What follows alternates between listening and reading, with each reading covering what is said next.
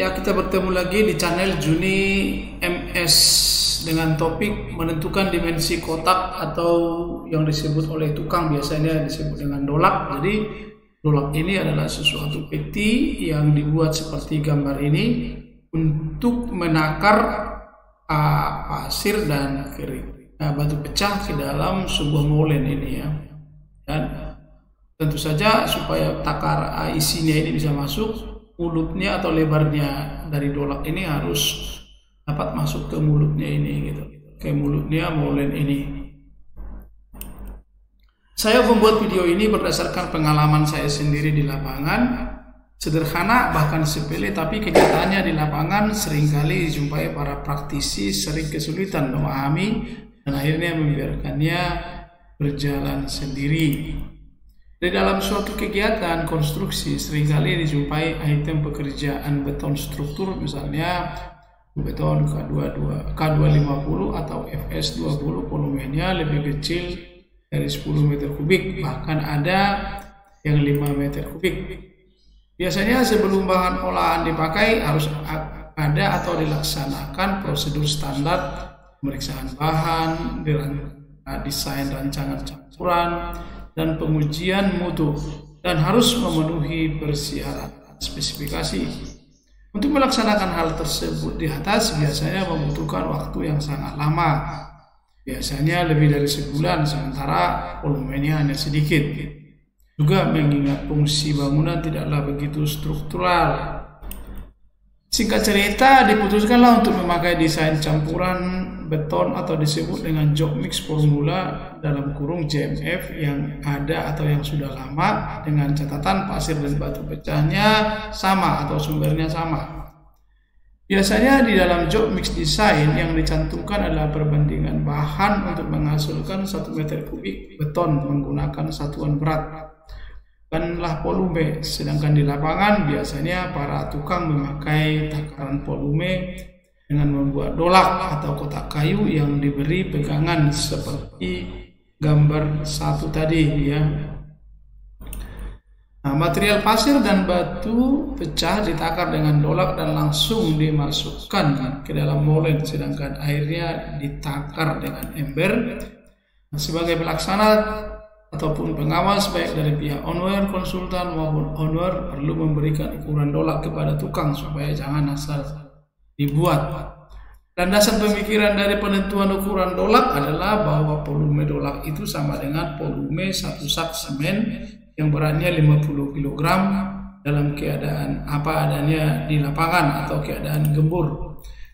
Untuk itu kita perlu data berat isi semen. Demikian juga pasir dan batu pecah. Kita memerlukan data berapa sebenarnya berat isi sesungguhnya dari material itu.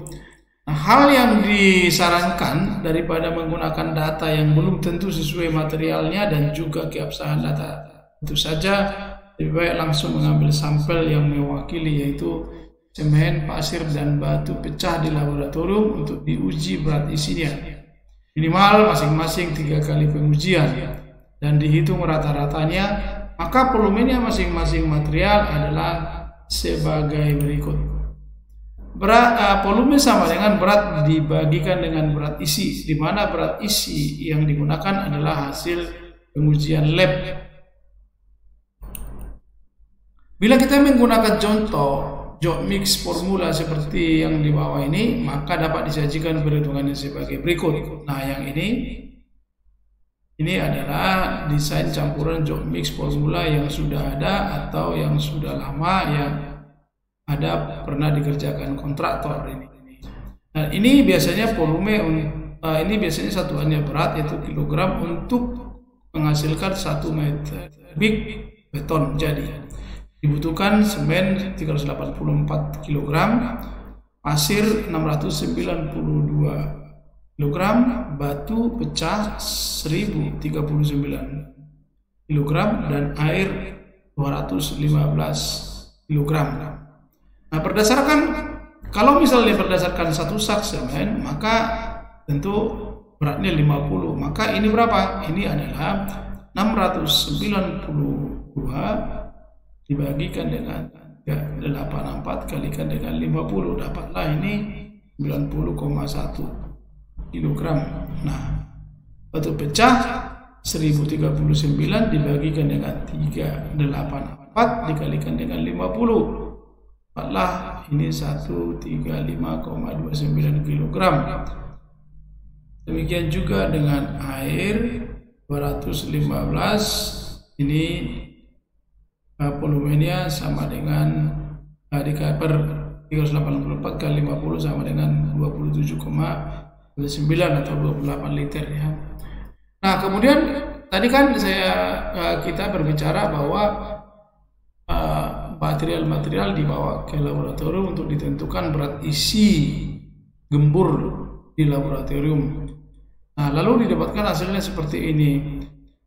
Semen 1280 kg per meter kubik, pasir 1585 per meter kubik, batu pecah 1595